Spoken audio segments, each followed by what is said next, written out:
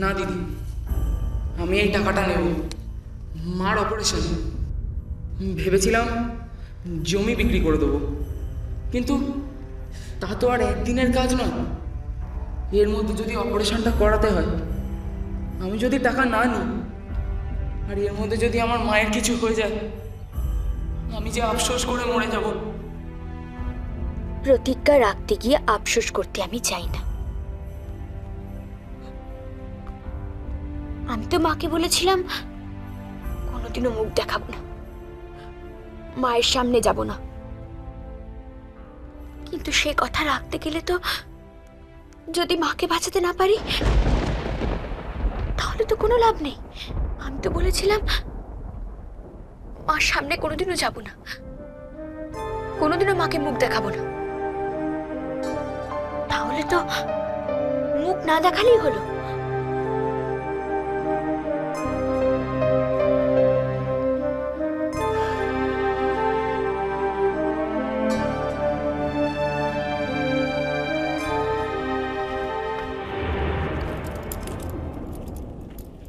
তোমারও না বড্ড তাড়াহুড়ো।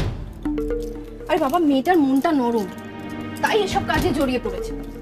আরে এগুলো দিদিকে বলার কি দরকার ছিল বলো তো? কি ভাবলো কি দিদি? আচ্ছা, ওই মেয়েটার উপর দিদির এত স্নেহ কেন বলো? তোমার কি দিদির স্নেহর দরকার? ও স্নেহ পাচ্ছে, পাক না। তোমার যা দরকার সেটা পেলেই তো হলো। আর তাছাড়া ঝিলিক তো বলেছে কাল যাবে ও তোমার সাথে। কালকে আবার দেখো না, গিয়ে কার সেবা করতে লেগে যাবে। মামা, মা ঝিলিক, আয় আয়। আজ তোর খুব খাটনি গেল না?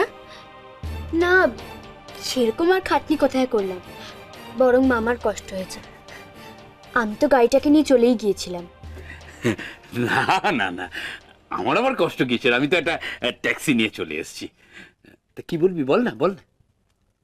হ্যাঁ, বলছিলাম যে তোমার যদি কাল কোনো কাজ থাকে, তাহলে তুমি সেটা সেরে ফেলতে পারো। কেন?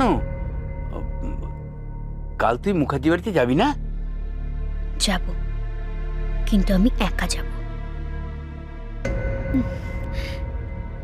হ্যাঁ মানে বলছিলাম যে কাল আমার একটা পরীক্ষা আছে, অনেক বড় পরীক্ষা।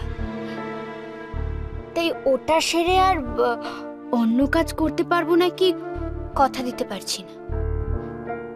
তাই বলছিলাম তোমার যদি অন্য কোনো কাজ থাকে, তুমি কাল সেরে রাখো, পরে আমাকে যখনই বলবে আমি সময় করে তোমার সঙ্গে ঠিক চলে যাব।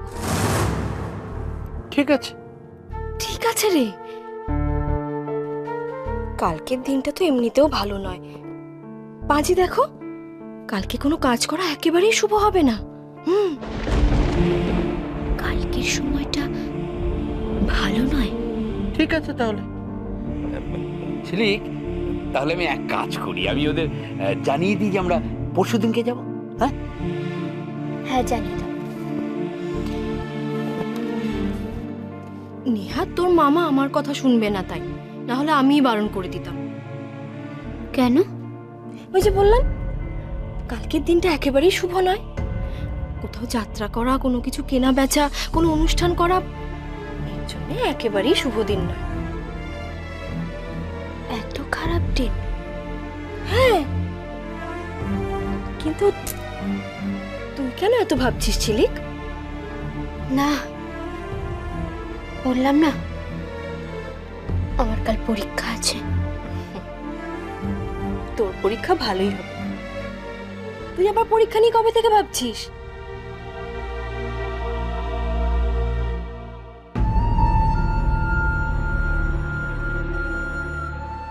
তাই যেন হয় ঠাকুর, তাই যেন হয়।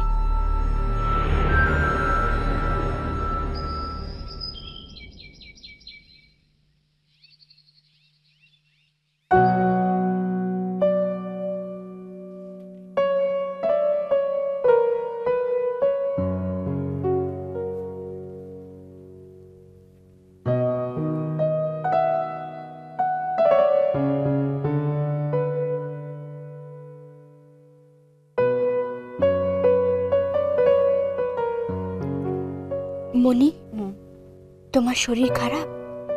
না না, শরীর খারাপ না। আয় বস। বলো না। বস না।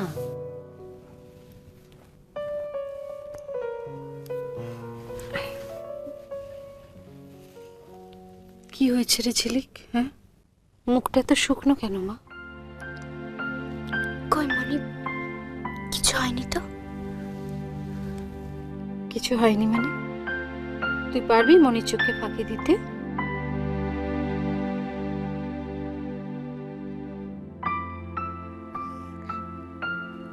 তুমি তুমি বিশ্বাস করো, আমার কিচ্ছু হয়নি, কিচ্ছু হয়নি। ঝিলিক, এরকম করে থাকবি না, আমার কষ্ট হয় মা। আমার কি মনে হয় জানিস, আমার মনে হয় সূর্যই ওঠেনি, আমার ঘরটা অন্ধকার হয়ে আছে।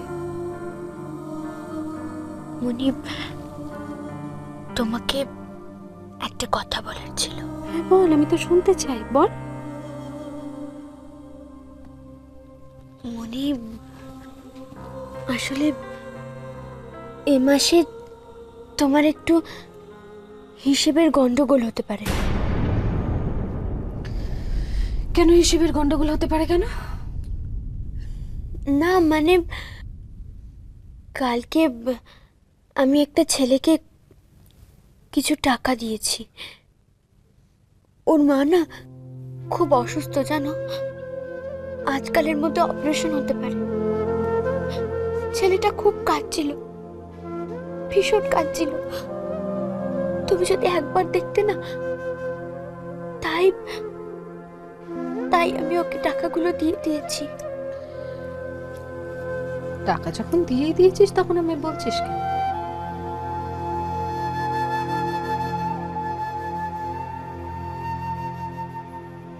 আমি তো আমার লাভের কথা ভেবে কিছু করিনি মনি। ছেলেটার হাতে কোনো টাকা ছিল না। আমি ভাবলাম ওকে টাকাটা দিলে ওর যদি একটু সুবিধে হয়, যদি ওর মা সুস্থ হয়ে যায়। তাই তো আমি পুরো টাকাটা খরচা করে ফেলেছি মনি। ঝিলিক, বোকার মতো কথা বলছিস। তোর টাকা তুই খরচা করেছিস, আমাকে হিসেব দেওয়ার কি আছে? আমি তো বলেইছি, তোর যখন যেরকম দরকার তুই তুলে নিয়ে খরচা করবি। তুই বারবার যদি এরকম করে আমাকে হিসেব দিতে থাকিস, তাহলে আমার তো মনে হয় যে না মনি,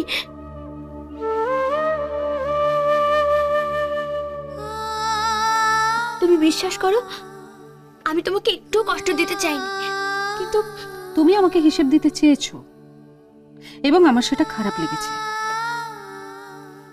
আর কখনো তুমি আমাকে হিসেব দেবে না। বলো, কখনো হিসেব দেবে না?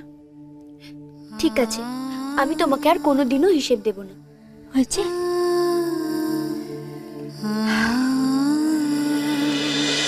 আমি অখিলের কাছে আগেই শুনেছি,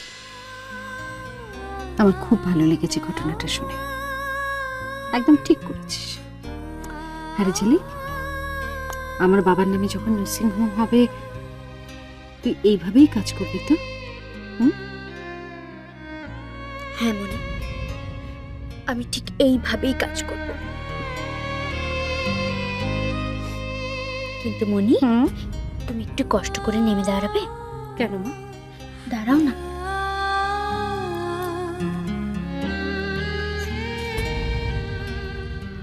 থাক থাক থাক থাক থাক থাক, ওঠো ওঠো ওঠো। ঈশ্বর তোমার মঙ্গল করুন। প্রণাম করলে কেন? মনি, আজ আমার খুব বড় একটা পরীক্ষা আছে। তুমি আমায় আশীর্বাদ করো মনি, আমি যেন সেই পরীক্ষায় সফল হতে পারি। তোমায় ছাড়া ঘুম আসি